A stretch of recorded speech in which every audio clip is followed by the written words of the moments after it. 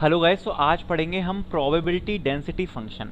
अब जो probability density function था, मैंने आपको याद होगा जब जेड स्कोर पढ़ाया था उसका आपको एक फॉर्मूला भी दिखाया था, और फॉर्मूला दिखा के मैंने कहा था कि मैं आपको एक्सप्लेन करूंगा। और इस वीडियो में मैं इतने बेहतरीन तरीके से आपको एक्सप्लेन करने वाला हूं डेटा सेट को लेके कि प्रोबेबिलिटी डेंसिटी फंक्शन होता क्या है।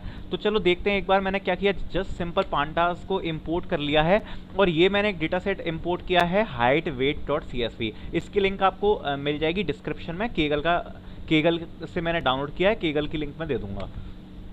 तो इसमें जेंडर दिया है, हाइट दिया है एंड वेट दिया है। एंड मैं आपको एक चीज़ बताऊं, जितनी भी चीज़ें होती हैं जैसे कि हाइट वेट हो गई, या फिर ब्लड प्रेशर हो गया, कोई डिसीज़ हो गई, इस टाइप से जितनी भी चीज़ें होती हैं सारे नॉर्मल डिस्ट्रीब्यूशन होते हैं, गॉसियन डिस्ट्रीब्यूशन होते हैं, जिनकी मैं बात कर चुका हूँ।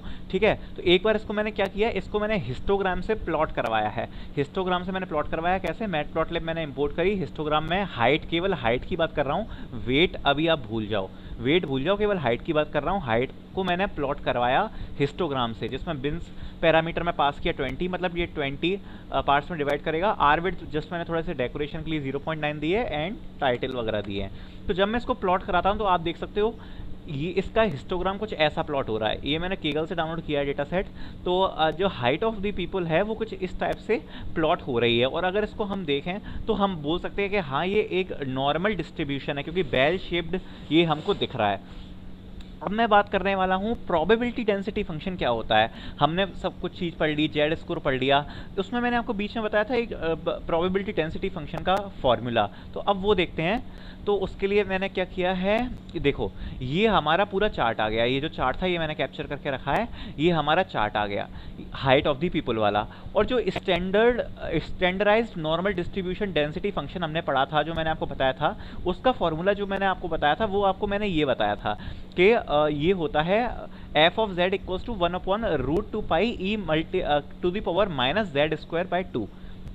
अब इससे हो क्या रहा है, इससे ये हो रहा है कि हम जब एक हिस्टोग्राम में अपने डेटा सेट को प्लॉट करते हैं, जब हमने हिस्टोग्राम में अपने डेटा सेट को प्लॉट किया, उसके बाद जब हम डिस्ट्रीब्यूशन पता लगाएंगे तो उसको कर्व के थ्रू पता लगाएंगे। किसके थ्रू, हिस्टोग्राम के थ्रू नहीं, कर्व के थ्रू। तो जब मैं इसमें वैल्यूज पास करता हूं तो ये हिस्टोग्राम में एक कर्व प्लॉट करता है। कैसे, वो मैं आपको दिखाता हूं। जब मैंने प्रोबेबिलिटी डेंसिटी फंक्शन में अपनी वैल्यूज पास करी, मीन की, स्टैंडर्ड डेविएशन की एंड एक्स की, तो आपको मैं दिखाता हूं कैसे वो कर्व प्लॉट करेगा। इस वाले ग्राफ को अच्छे से देखना, इस वाले पर ध्यान दो। तो वो जैसे ही मैंने वैल्यूज इस वाले फॉर्मूला में पास करी, तो कुछ ऐसा हमें कर्व ड्रॉ करके दे देगा, बेल शेप्ड। ठीक है, ये जो बेल शेप्ड कर्व है ये हमको ड्रॉ करके दे देगा।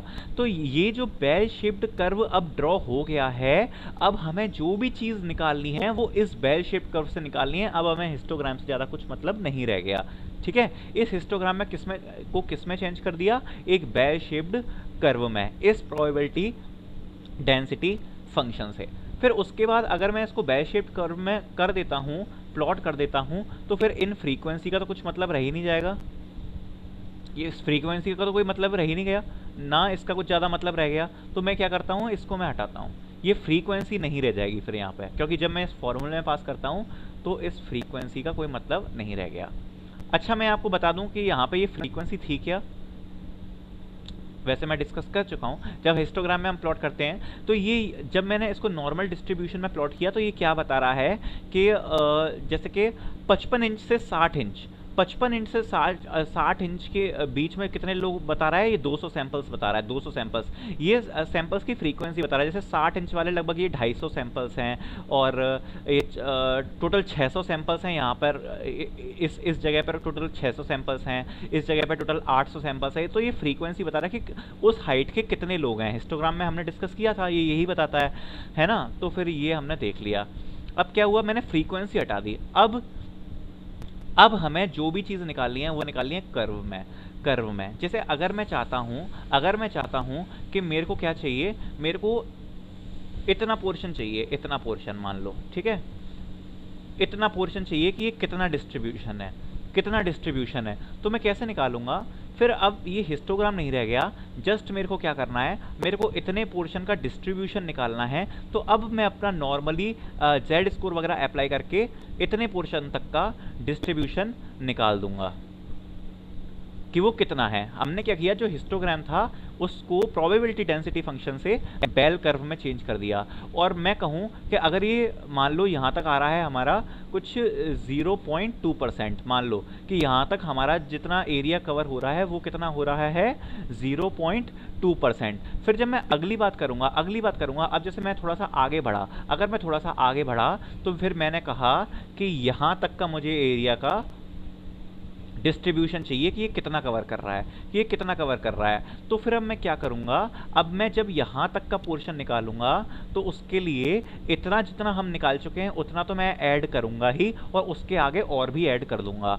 इस टाइप से हम अपना पूरा डिस्ट्रीब्यूशन का परसेंटेज निकाल सकते हैं। कैसे, हिस्टोग्राम को बेल शेप्ड कर्व में चेंज करके। मान लो यहां तक का हम पर आ गया 0.3%, ठीक है। ऐसे ही अब जब जैसे मैं लास्ट तक जाऊंगा, मान लो कि जैसे मैंने लगभग पूरा कवर कर दिया, तो क्या होगा, लगभग मान लो कि ये मैंने लगभग पूरा कवर कर दिया, तो ये 100% से ऊपर नहीं